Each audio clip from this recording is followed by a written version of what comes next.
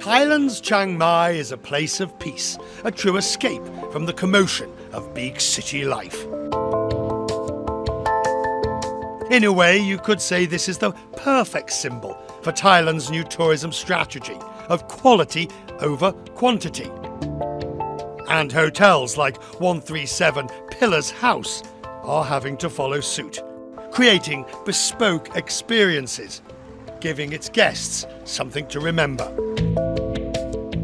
The hotel is named after the property's centrepiece, an 1800s teak house that's resting on, yes, you've guessed it, 137 pillars. Here, it's all about hospitality. Having seen success in its boutique approach to luxury, the brand is branching out to 2 other locations in Thailand and 1 in Myanmar.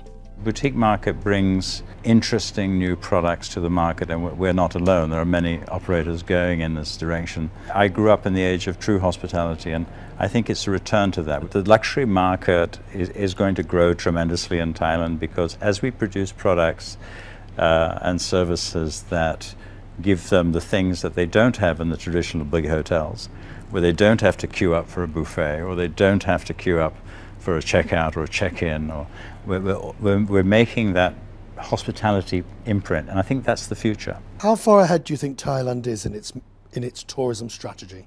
We're not necessarily far ahead. I mean, the Balis and the various prime destinations are very close on our heels. Their focus is still on a mass tourism product. So long as their focus is there and we keep focused on luxury, and I believe the strategy for this country is particularly right. This belief in boutique travel doesn't end with hotels.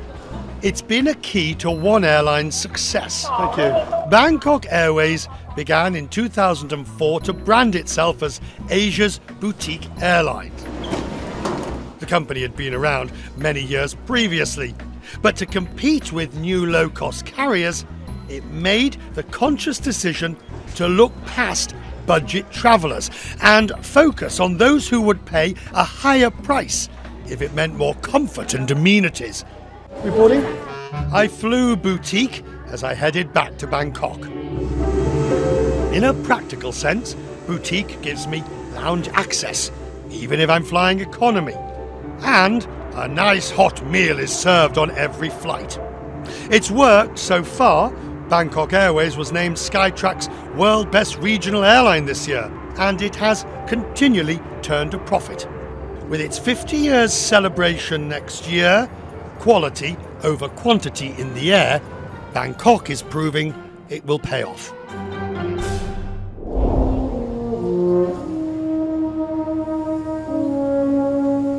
I'm back in Bangkok and searching for the last piece of Thailand's new tourism strategy.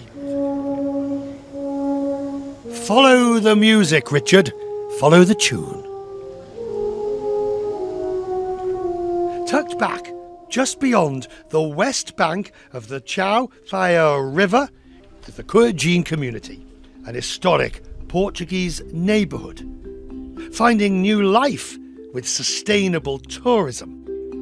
Local is the new luxury, according to the travel company Local Alike. Let's have a Portuguese cake. Okay, 35 baht each one. They connect local communities and businesses with tourists, offering intimate glimpses into real Thai life. These is pork. All right. Today, for me, it's a taste of royal cuisine. Local Alike founder Pai says it's important for these communities to take tourism into their own hands. We believe that in any tourism that is better that the local people taking care of their own resources. So we put more emphasis on local people capacity. We're building that capacity first, and then we offer tourists later on. This idea of local experience is very much part of the new national strategy, isn't it? I'm glad that it's become the national policy, so that we can distribute more income, because it's one of the biggest contribution to GDP in Thailand. It will be good. I mean, it will be a lot better if we can contribute that money to local who actually need it most.